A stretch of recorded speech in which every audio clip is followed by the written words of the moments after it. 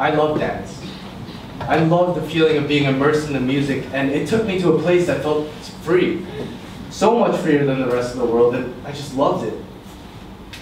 But while I went about my life, hanging out with my friends and dancing, I was ignoring a problem that was slowly eating away at me. My parents and teachers began to notice that my grades were declining. And I began to notice that no matter how hard I tried, I couldn't retain any of the information that was being taught. And this all culminated in the day where I tried to forge my mom's signature. I remember going to the corner of the classroom, pulling out my pen and writing it down, only to turn around and see a short, middle-aged American woman glaring down at me. I got pulled to the principal's office. The teachers came, the principal came. My mom made it in 30 minutes, even though it was a 40-minute drive, probably because she was so angry. And I remember sitting there in a room full of adults, the principal looking at me in the eyes and saying, "You know, you could get arrested for what you just did." And I just had to hold back the tears. And then someone suggested something that we'd never really thought of before. A teacher suggested that I go and try and get diagnosed for a learning disability. And sure enough, that summer in Los Angeles, I was diagnosed with ADHD.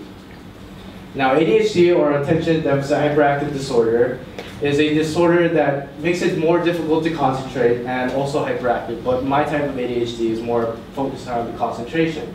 And I was put on a medication called Vyvanse. Now, if any of you have any experience with ADHD medication, this feeling will be somewhat recognizable to you. But to anyone who doesn't, the best way I can describe it is life is in black and white. Nothing really seems to matter, and I just went on day by day, just wanting it to make it to the end of the day. I wasn't happy anymore, and I was losing the passion for life.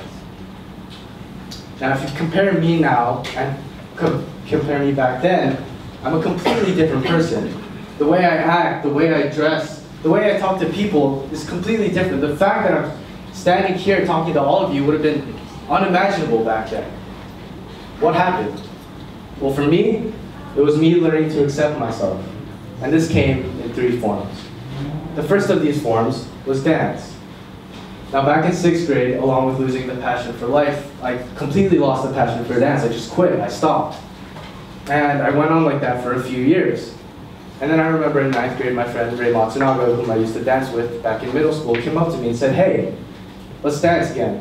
Join the new dance crew. It's going to be a fresh start, a great opportunity."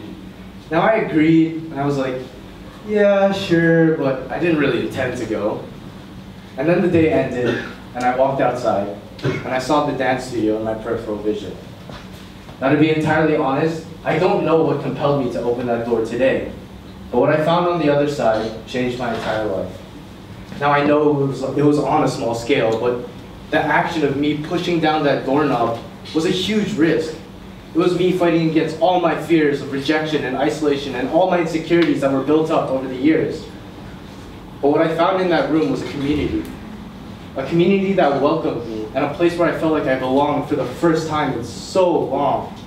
I remember from the first day just dancing, and I felt so free again. I found the feeling that I thought no longer existed in the world. And just from that, I knew I wanted to dance again. But it wouldn't be easy. For the past few years, I had tried so hard not to stand out because I didn't believe I deserved other people's attention. But the dance crew was 10 girls and 1 guy. If I was going to join the dance crew, I was going to stand out. There was no way I wouldn't. But I knew that if I wanted to hold on to this feeling, I would have to continue dancing. And that's what I did. I faced my fears. Now, the second of these things was my fashion and style. From 6th to 9th grade, I actively tried not to stand out by dressing as plain as possible. I wore the same hoodie, the same jeans every single day, just so I wouldn't stand out. My hair was a mess. If you remember me back then, a lot of people described me as an egg because my head was shaped like this. But as I began to dance more and become more confident, this led me to another form of self-expression, which for me is my fashion and style. Slowly and surely, I began to take more risks with fashion. I would wear a bomber jacket, distressed jeans, a necklace, and all of these things became part of how I express myself. For example, my ear piercing. I know some people will look at me and judge me on first glance, or some teachers will label me a delinquent, but it's something I'm proud of. It shows how comfortable I am with myself and that I'm not scared to express to people who I am. and it shows that I'm confident. Today, fashion is something that I cherish and find so valuable because it offers me a medium to express myself to other people. Now, the last of these things that changed for me was my social circle.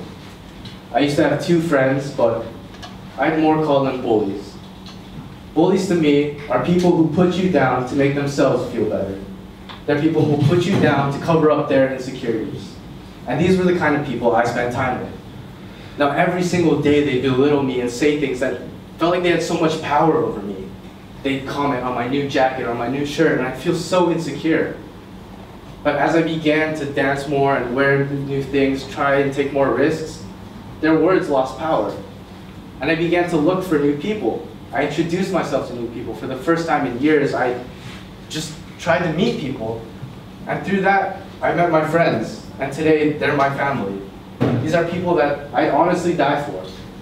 These are the people that are there when I really need them. I don't have to change for them.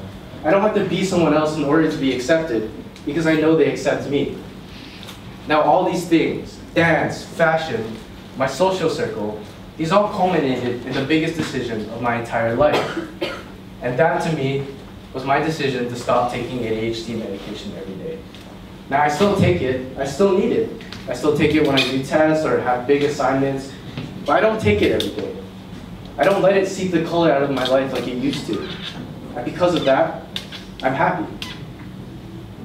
Now, today I'm the captain of the SIJ dance crew, and I teach choreography, run practice, and if you ever come to my dance, or if you ever come to my class, even if you've never danced before, the first thing I'll say to you is, you can't be afraid of looking stupid. And I know that's not easy. I know in high school in a community where everyone just wants to fit in and be accepted, and we're all still trying to find ourselves, that's not easy. But that's why I love dance, because it let me find myself. It offered me a way to communicate beyond words, and that's something I hold so valuable. Through the course of 3 years, I learned how important it is to prioritize your own happiness and life satisfaction. And today, I'm going to dance for you and show you just how vulnerable I've learned to be.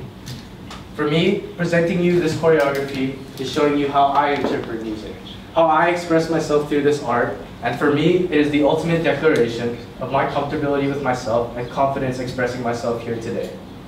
Thank you.